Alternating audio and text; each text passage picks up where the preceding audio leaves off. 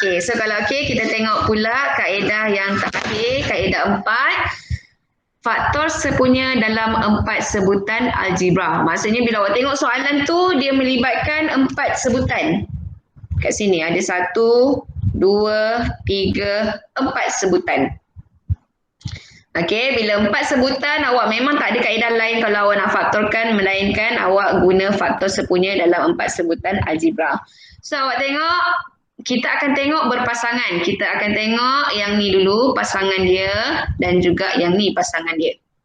Okey, kita pecahkan kepada dua pasang yang sama. Yang maksudnya dalam sepasang tu dia ada pemboleh ubah yang kita boleh faktorkan. Contoh macam AB dengan AC, kita ada A yang kita boleh keluarkan. BD dengan CD, kita ada D yang kita boleh keluarkan. Ini awak dah belajar dalam hukum kalis agihan lah masa awak tingkatan 1. Okey, kat sini macam tadi saya cakap untuk pasangan yang pertama kita keluarkan A. Yang ni dia macam pemfaktoran ringkas yang guna FSTB tu tau. Faktor biasa tu maksudnya AB dengan AC kita boleh keluarkan A. Dia punya faktor sepunyanya adalah A. Okey, yang tinggal kat dalam adalah B tambah C. Kemudian tambah ni terus je bawa turun, jangan hirau dulu dengan tambah yang ni. Okey, kemudian untuk pasangan yang kedua, kita keluarkan apa yang sama, faktor yang sama, yang sepunya adalah D. Baki yang tinggal adalah B tambah C. Kemudian bagaimana kita nak tulis dia punya faktor? Okey, awak dapati bahawa dalam kurungan ni mesti dapat benda yang sama. Macam ni B tambah C, yang ni pun B tambah C. Okey, bila dah dapat benda yang sama, maka B tambah C duduknya di hadapan. Satu lagi faktornya adalah yang ni. Ni dengan ni. Dia akan jadi A tambah D sebagai satu lagi dia punya faktor. Okey, tengok contoh soalan. Okey, faktorkan setiap ungkapan berikut PQ tambah QR tambah PS tambah RS. Maka kita akan tengok dulu pasangan yang ni. Lepas tu baru pasangan yang ni. Right, so kita tengok PQ tambah QR, kita nak keluarkan apa sebagai faktor sepunya?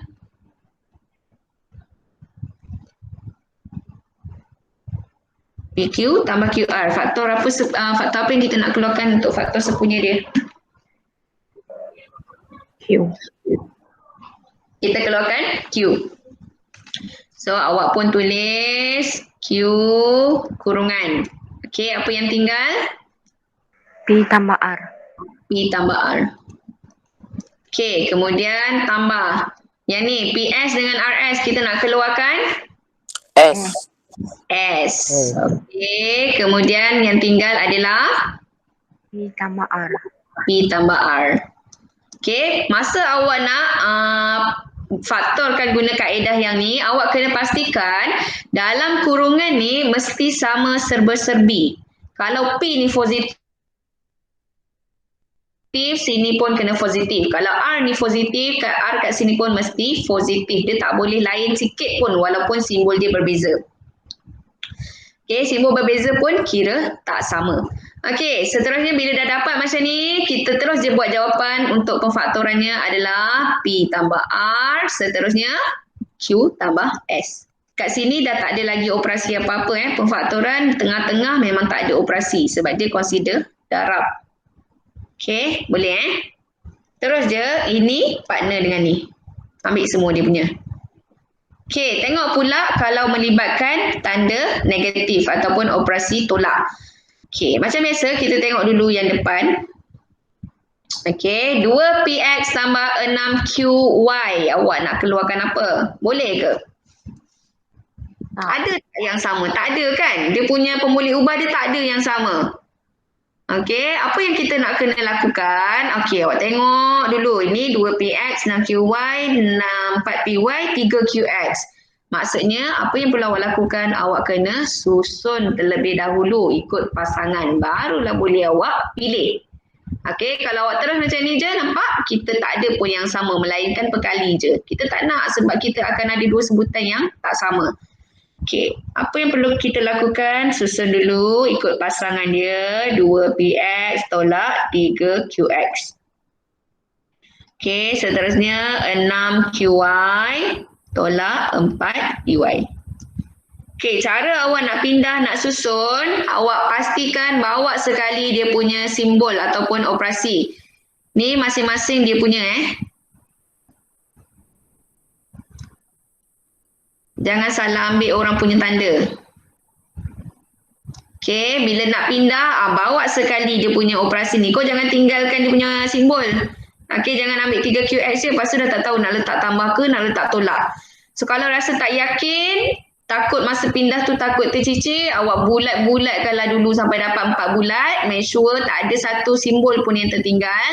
And then pindahkan sekali beserta dia punya simbol ataupun operasi dia. Maksudnya 2PX ni saya kekalkan pada kedudukan asal. Negatif 3QX ni saya bawa terus ke depan dengan simbol dia sekali. Alright. So bila dah jadi macam ni, barulah kita boleh faktorkan dia. Okay, 2PX tolak 3QX. So, kita keluarkan apa sebagai faktor sepunya dia? X. X. Apa yang tinggal? 2P tolak 3. Tolak 3Q. Okay, seterusnya? Y.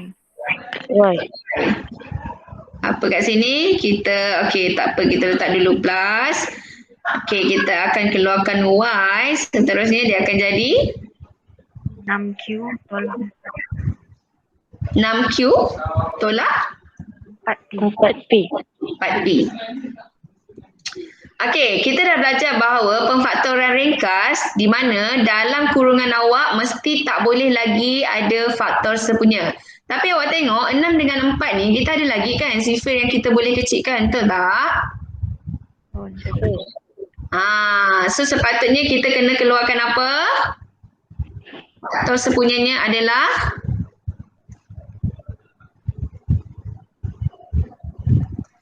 faktor sepunyanya adalah 6 dengan 4 bang, ada sifar apa ni? 2. Sepatutnya 2 kena keluar. 2Y. Supaya baki dalam ni dia akan jadi 3Q 3Q tolak 2. Tolak 2P. Tolak 2P. Okey. So sekarang ni awak tengok. Kat sini dia adalah 2P tolak 3Q. Dekat sini 3Q tolak 2P. Sama tak? Tak. Tak sama. Lepas tu macam mana kita nak samakan dia? Macam mana kita nak samakan dia? Apa cara kita nak buat? Boleh ke awak terus je ubah ni jadi negatif, ni positif sebab nak samakan dengan dia ni? Tak. Tak boleh. Okey. Dia macam ni. Boleh kalau awak nak tambah tapi awak kena tengok ikut kesesuaian. Okey. Pertama sekali, kalau misal kata kat sini, awak boleh jadikan kat sini tolak. Okey. So, awak kena try and error. Okey. Negatif 2Y. Bila awak kembangkan, okey, negatif 2Y darab 3Q. Dapat tak positif 6QY? Negatif 2Y darab 3Q dapat tak positif 6QY? Tak. Tak dapat. Sepatutnya dia kena darab apa supaya dia positif?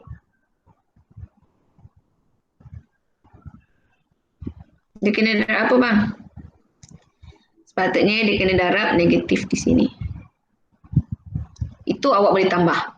Maksudnya negatif 2Y darab negatif 3Q, awak akan dapat positif 6QY. Seterusnya negatif 2Y kena darab dengan positif 2P. Baru boleh jadi negatif 4PY. Okey, sebab kalau negatif darab negatif dapat positif sedangkan asalnya adalah negatif. Maka awak jadikan dia positif. So, Negatif 3Q tambah 2P sama tak dengan 2P tolak 3Q? Tak. 2P tolak 3Q sama tak dengan negatif 3Q tambah 2P?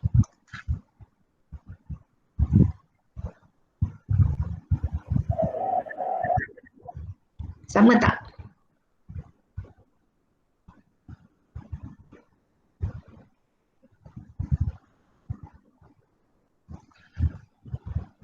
A tolak B sama tak dengan negatif B tambah A? Tak tahu juga. 7 tolak 3 sama tak negatif 3 tambah 7?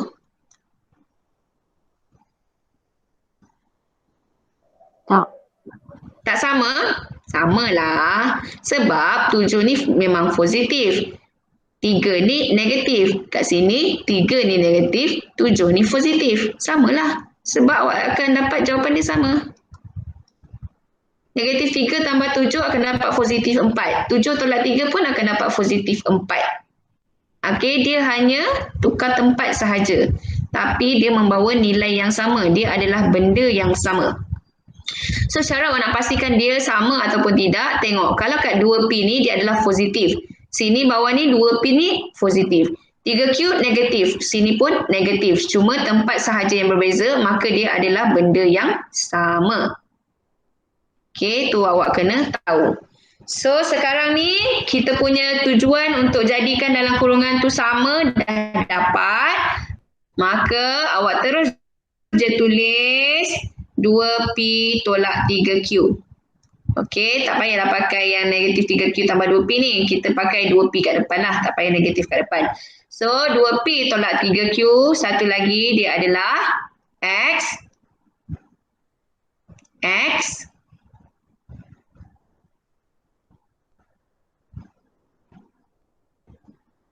X.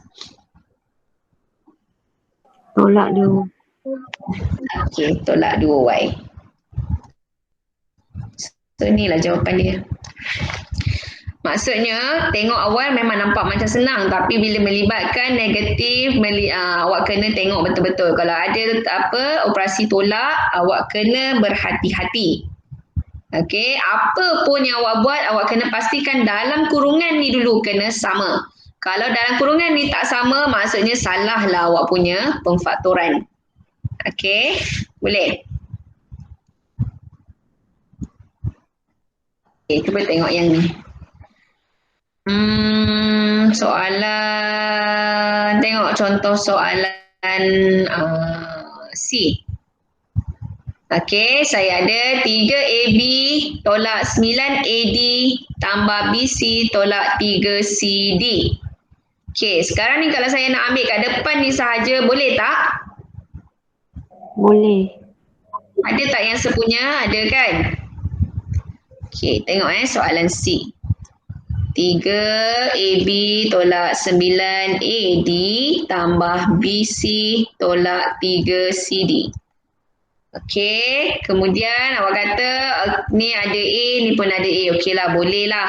Okey, kita pun keluarkan. Faktorkan dia. So, kita nak faktor sepunya terbesar dia berapa? Antara 3AB dengan 9AD.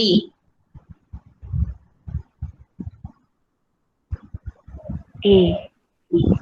Lagi?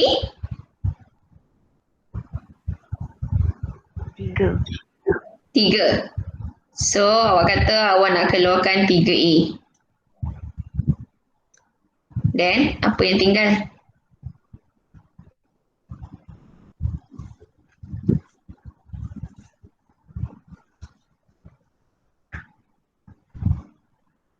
Cepat bang, macam mana nak tahu apa yang tinggal? Awak dah keluarkan 3A. 3A nak kena darab berapa supaya dapat 3AB? Nak kena darab apa? Darab B. B tu. Ya. So, tolak. 3A darab berapa kena dapat 9AD? 3D. Dengan AD. Mana boleh 9AD? 3A dah ada kat depan. Kalau letak 9AD kat dalam, bila kita kembangkan, dia akan jadi 27. 3? 3. 3AD. 3D. 3D sahaja. Mana boleh jadi A lagi? Sebab kalau awak tulis 3AD, kita kembangkan dia akan dapat 9A kuasa 2D. Maksudnya bila awak nak buat pemfaktoran ni, awak kena mahir pengembangan awak dulu. Sebab tu kita belajar pengembangan dulu. Okey, supaya bila kita nak buat ni, awak kena guna juga pengembangan tu untuk pastikan jawapan awak tidak salah. Okey, settle untuk bahagian hadapan. Kita tengok pula bahagian yang belakang. Awak pun buat plus dulu. Okey. BC tolak 3CD. Apakah faktor sepunya terbesar dia? C. C sahaja yang boleh bawa keluar. So, apa yang tinggal? B tolak 3D. B tolak 3D. Okey, nampak sama tak? B tolak 3D dalam kurungan? Sama. Sama. Okey, kalau dah sama, settle dah kerja awak. Okey, apakah faktornya? B tolak 3D. Okey. 3A tambah C. Alright. Senang kan? Senang tak?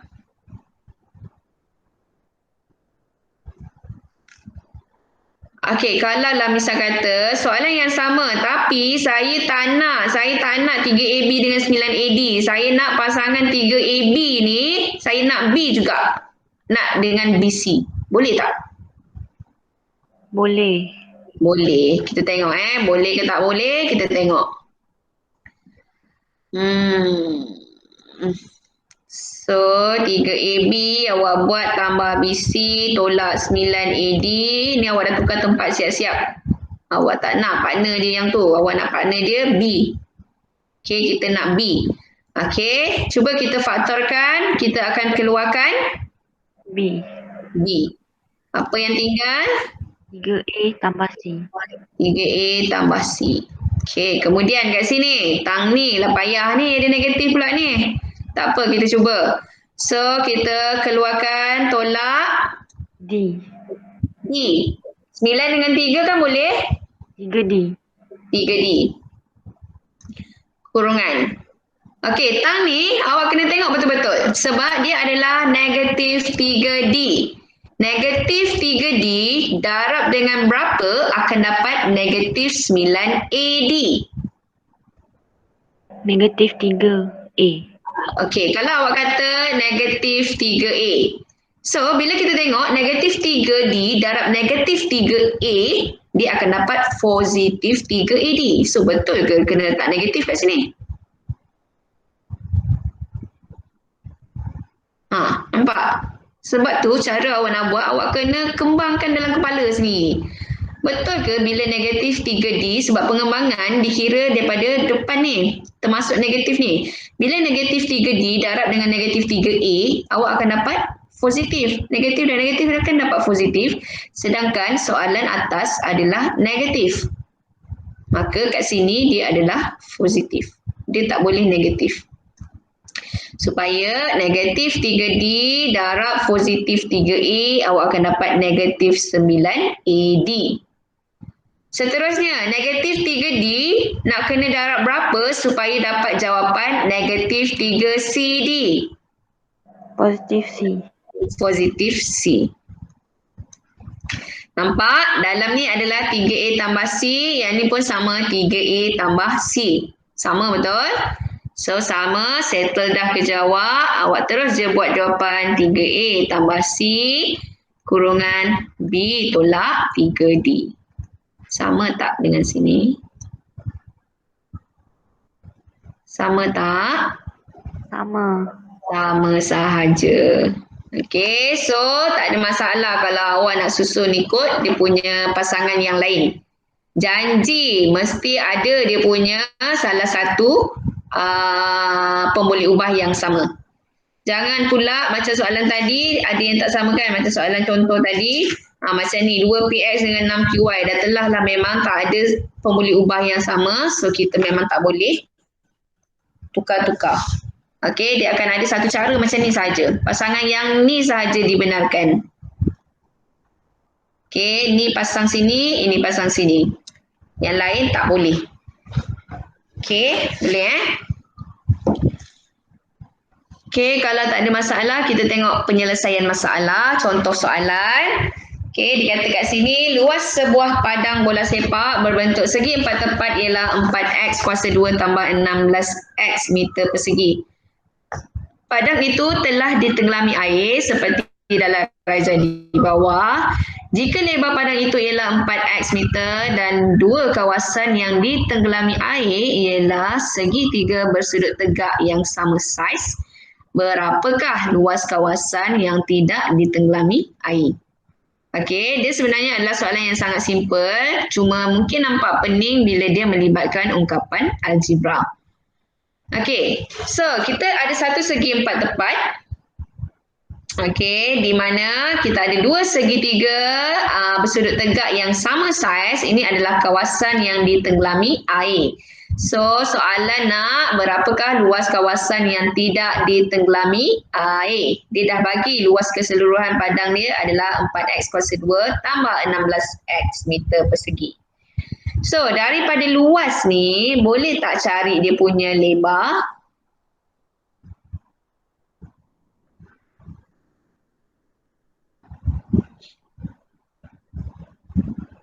Macam mana cari luas segi empat tepat?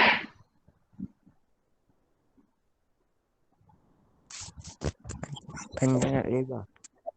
Panjang nak lebar. Okey, yang ni panjang, sini lebar. Let's say lah awak kata lebar tu L. Okey, 4x darab lebar L, awak akan dapat 4x kuasa 2 tambah 16x. Ini adalah dia punya luas. Boleh tak cari lebar dia? Awak bentukkanlah dia punya persamaan. Kita kan dah belajar bentukkan persamaan. Kalau kita nak cari luas ialah 4x darab dengan lebar adalah bersamaan dengan 4x kuasa 2 tambah 16x. Okey, macam mana kita nak cari lebar ni bang? Jadikan lebar perkara rumus, macam mana kita nak cari dia? Dah belajar pindah-pindah kan? Awak dah belajar pindah-pindah ke belum? Dah belajar pindah dah? Ni 4x ni. Kalau kita jadikan L ni perkara rumus, 4x ni kita nak pindahkan belah kanan persamaan. Apa yang kita perlu lakukan? Tak ingat dah? Kalau awak tengok 4x ni darab dengan L. Okey, dia adalah operasinya darab. Bila awak pindah ke belah kanan persamaan, langkau je tanda sama dengan, dia punya operasi dia akan bertentangan. Kalau darab, operasinya adalah bahagi. Kalau tambah, dia akan jadi tolak. Kalau tolak, dia akan jadi tambah. Kalau bahagi, dia akan jadi darab. Semua akan bertentangan bila dia melangkau tanda sama dengan. Okey, sini adalah tuan rumah, 4x kuasa 2 tambah 16x. Okey, 4x masuk kepada sini dalam keadaan dia dibahagi. Okey, 4x kuasa 2 tambah 16x bahagi dengan 4x. Lepas tu takkanlah nak tinggal macam ni. Kita boleh permudahkan ni. Okey, awak tengok 4x kuasa 2 tambah 16x. Boleh tak kita faktorkan? Boleh. Boleh. Awak nak faktorkan guna kaedah FSTB ke? Beza kuasa 2 sempurna ke? Ataupun nak guna kaedah darab silang ke? Ataupun nak guna kaedah yang keempat tadi itu?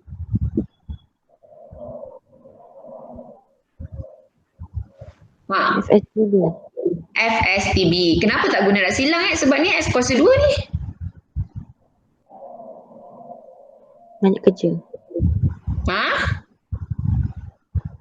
Bila nak pakai darab silang? Tadi saya kata kalau darab silang mesti X kuasa 2. Tapi ni X kuasa 2 kenapa tak pakai darab silang?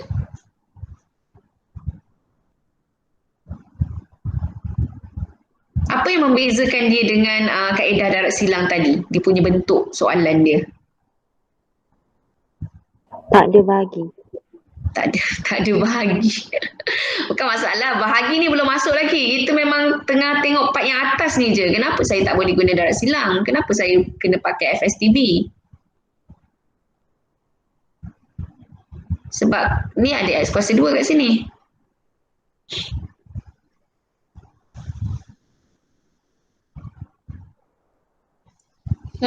Kenapa Kuasa 2. Betul, kuasa 2. Tapi kenapa tak pakai darab silang? Sebab nanti dalam soalan, bila soalan pemfaktoran, dia takkan cakap, okey, awak kena faktorkan guna kaedah beza antara kuasa 2 sempurna. Dia tak cakap, okey, faktorkan guna kaedah darab silang. Tak ada. Awak yang kena pilih macam mana pemfaktoran yang awak nak buat. Sebab tu awak kena kenal bentuk soalan. Kita tengok bentuk soalan. Untuk bentuk soalan yang FSTB biasa, okey, ada juga kuasa 2. Kat sini. Okey. Kalau beza antara kuasa 2 sempurna, dia punya bentuk soalan mesti bentuk ni sahaja, tak boleh bentuk lain. Kalau bentuk lain, kaedah 2 ni tak boleh pakai. Okey. Tengok pula kaedah 3. Yang saya kata tadi, pendaraban silang. Nampak tak? Pendaraban silang, dia mesti melibatkan X kuasa 2 dan dia mesti ada 3 sebutan algebra. Dia X kuasa 2, tapi dia ada 3 sebutan algebra. Okey. Dia 3 sebutan algebra sahaja yang boleh guna kaedah pendaraban silang. Kaedah lain tak boleh pakai. Kalau kaedah yang keempat tadi, dia mesti melibatkan 4 sebutan. 1, 2, 3, 4. Sama ada dia ada X kuasa 2 ke, apa ke, itu belakang kira. Tapi dia mesti ada 4 sebutan. Ada sahaja 4 sebutan, yang ni lah kaedah yang awak boleh pakai. Kadang-kadang FSTB pun boleh jadi 4 sebutan. Okey, tapi dia tak ada berpasangan. Sebab tu awak bila tengok soalan, awak kena tengok. Okey, kalau 4 sebutan tu dia berpasangan, okey, maksudnya kita boleh gunakan kaedah 4. Kalau dia tidak berpasangan, dia adalah FSTB biasa. Ni kan? Okey. Ni kalau awak tengok kat sini, okey. 2x kuasa 2 tolak 4xy tambah 6wx. Okey, tadi cikgu kata kalau x kuasa 2 ada 3 sebutan, kena guna darab silang. Tapi kenapa yang ni kita guna FSTB biasa je? Kenapa? Pening kan? Okey, apa yang membezakannya? Kalaulah darab silang tu, okey, kalau awak tengok contoh darab silang. Okey, kalau awak tengok yang ni FSTB biasa tau. Dia ada x kuasa 2, dia ada x, y. Dia ada wx. Dia punya pemboleh ubah dia bercampur-campur. Okey, apa yang membezakan dengan darab silang?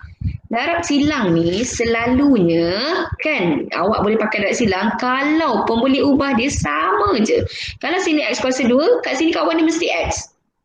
Dia tak boleh sini x kuasa 2, sini xy. Sini wz, tak boleh. Dia mesti x kuasa 2, sini x, sini tak ada pemboleh ubah. Yang tu baru guna kaedah pendaraban silang.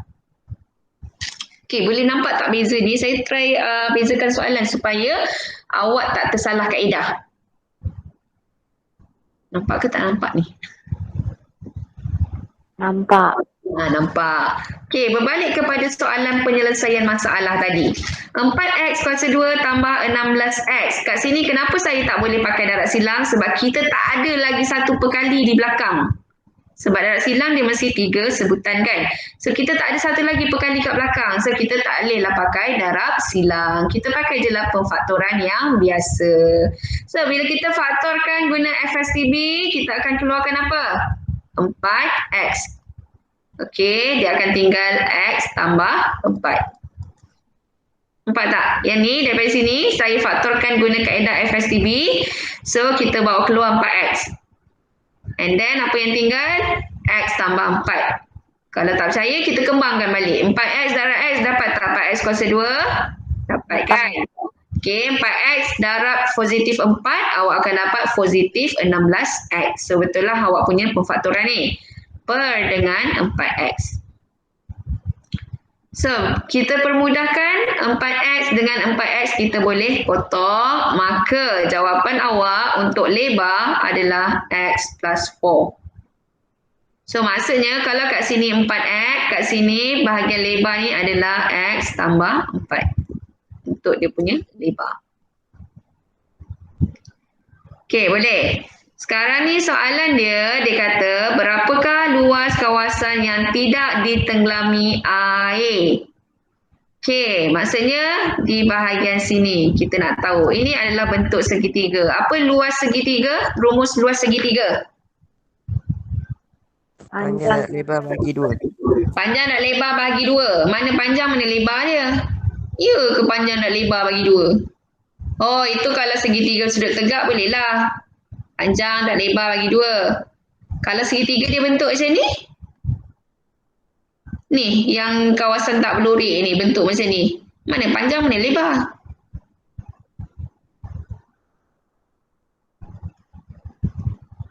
Cepat bang, luas segitiga. Ni sekolah rendah dah belajar ni luas segitiga ni.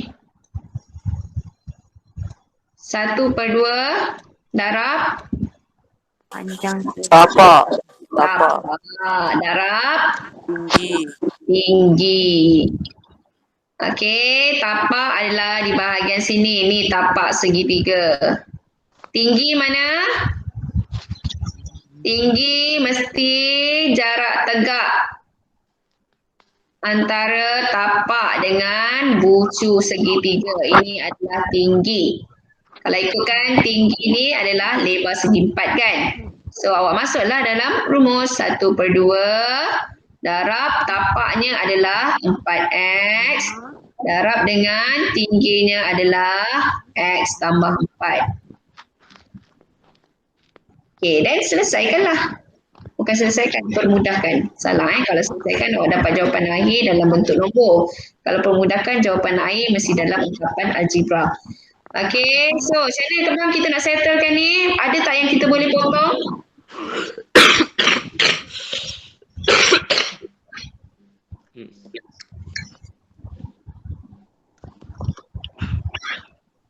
Ada tak yang kita boleh potong? 4. 4 mana? 4 dalam kurungan ke 4x ni? 4x. 4x potong dengan 2. 2. Okey, so tinggal 2x. 2x. So, awak pun buatlah begini. Boleh tak tinggalkan ni jawapan akhir? Boleh tak tinggalkan ni jawapan akhir? Tak. Tak boleh. So, dia nak tadi luaskan. So, kita kembangkanlah. Awak dah belajar pengembangan kan? Okey, cuba kembangkan. Kita akan dapat berapa? Ni kalau tak letak darab pun tak apa. Kau boleh je terus kurungan. Kan kau takut confuse X dengan darab. Okey, kembangkan. Dia akan jadi? 2 darab x tambah 4. Ha? Kau belajar pengembangan macam tu ke?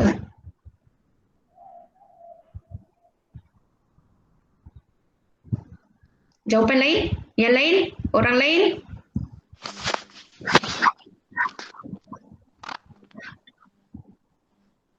Apa jawapan? Bang, pengembangan kau baru sangat belajar. Cuba kembangkan dapat berapa ni? X kuasa 2. 2x kuasa 2.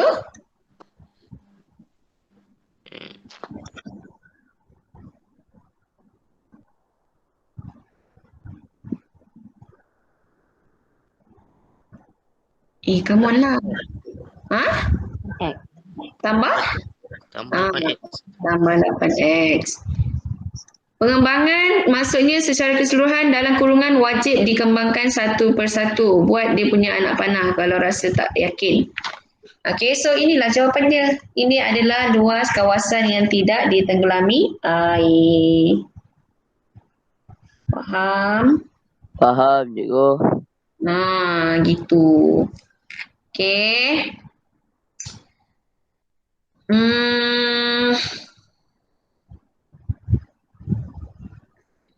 Kita tengok soalan ni. Jom cuba sama-sama.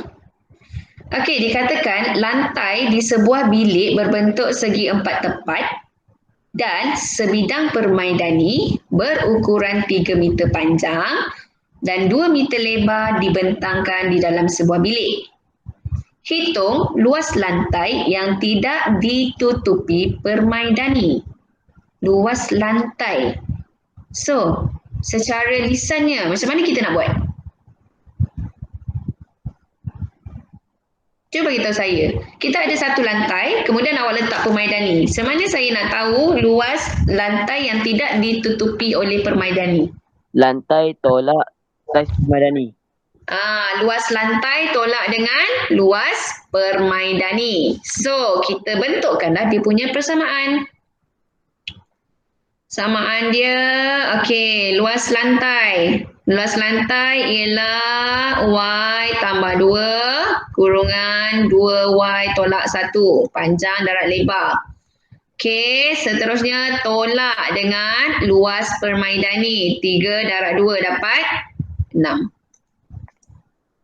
Okey, takkan kau nak tinggalkan macam ni jawapan akhir? Tak boleh. Awak kena kembangkan. Okey, kalau kita kembangkan dapat berapa? Cepat awak yang kembangkan, bukan saya. Awak cakap saya tulis, cepat.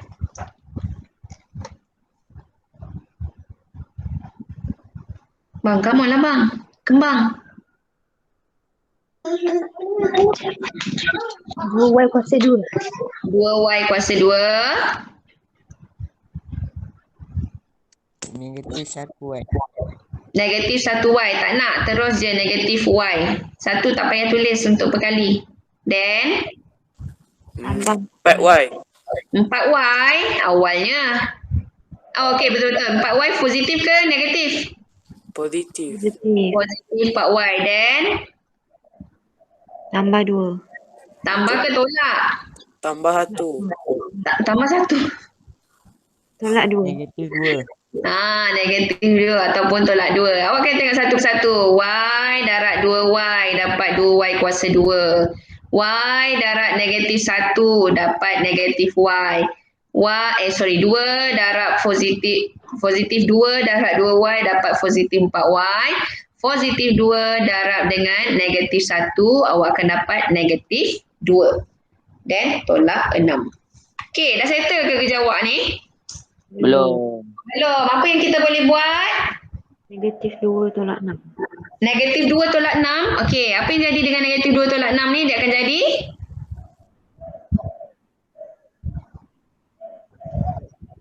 Negatif 8. Negatif 8. Itu saja ke? Ada lagi tak yang kita boleh permudahkan? Ada. Yang mana? Negatif Y tambah 4Y. Okey, negatif Y tambah 4Y jadi apa?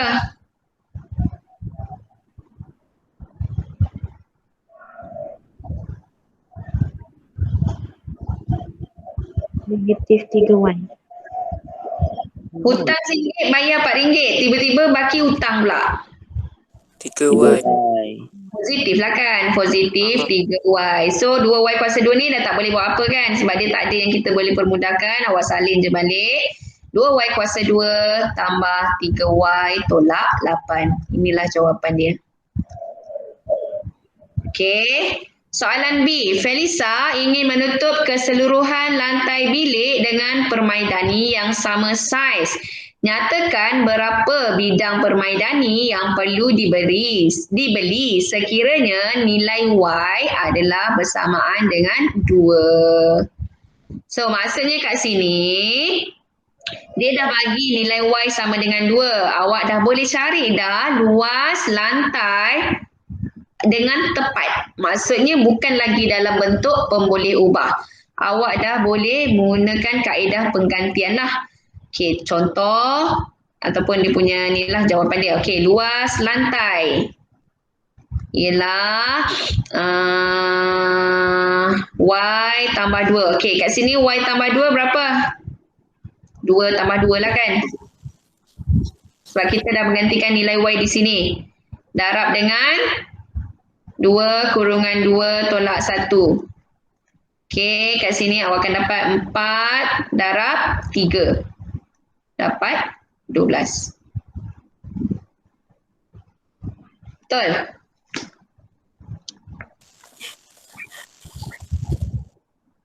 Betul tak? Betul.